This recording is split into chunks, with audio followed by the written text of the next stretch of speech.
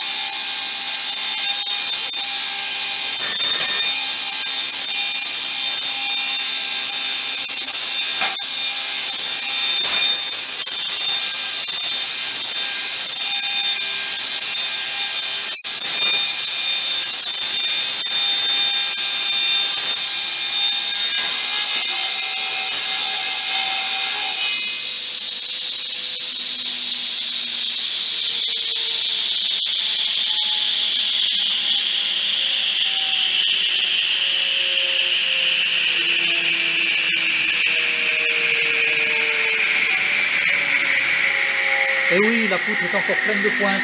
Alors il y a beaucoup d'étincelles, puisque la lame est prévue pour, hein, elle est prévue pour couper le bois, le plastique, mais aussi les clous qui peuvent être dans le bois. Et donc si ces étincelles aspirées vont dans le sac à poussière, attisées comme sur une forge par le ventilateur, là je mets le feu au sac. Donc tant pis, pas d'aspiration. Voilà. Plus sage.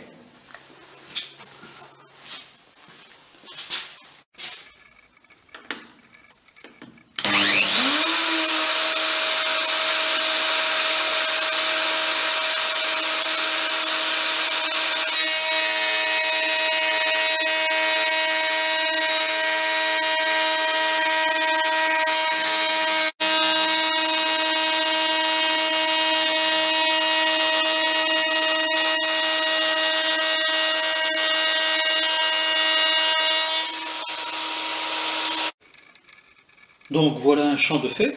On va passer de l'autre côté. Il va être parfaitement parallèle.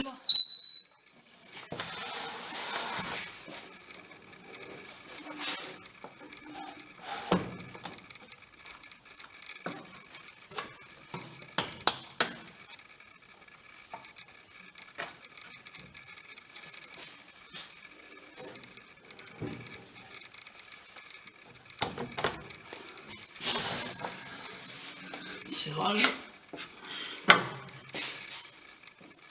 Mise en route.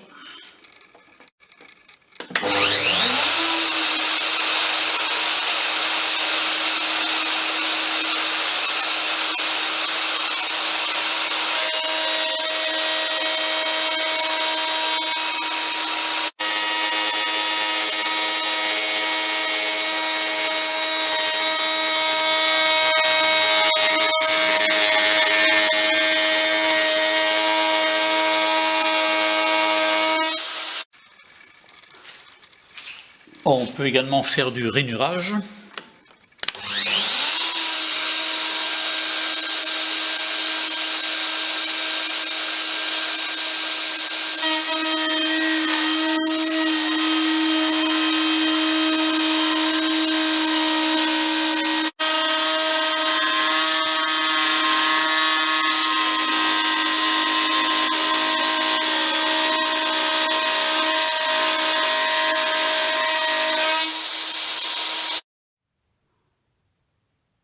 Voilà, donc vous pouvez faire des rainures, des queues d'aronde, des feuillures. Il n'y a que votre imagination, vos outils qui vont vous arrêter.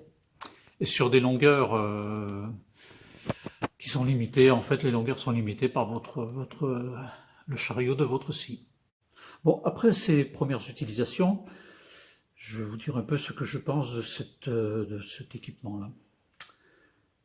Finalement, j'en suis assez content, parce qu'il ne faut pas oublier que c'est un prototype réalisé avec des matériaux de récupération. Hein.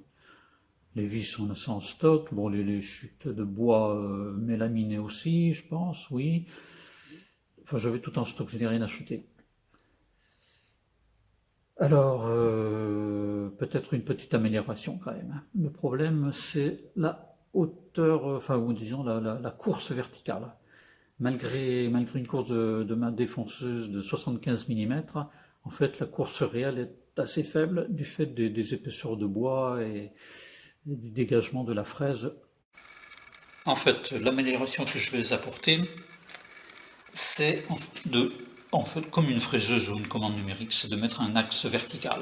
Donc, ma défonceuse sera dans cette position, sur un chariot vertical aussi tout simple, et puis je pourrais augmenter énormément la course. Voilà, ce sera la première modification que je vais apporter, même à ce prototype. Ensuite, plus tard, on verra pour faire un véritable chariot bien guidé, bien bridé, bien perpendiculaire, bien réglé. Ne pas oublier que j'ai réalisé ce chariot porte défonceuse simplement pour dresser des poutres pour un rack à bois.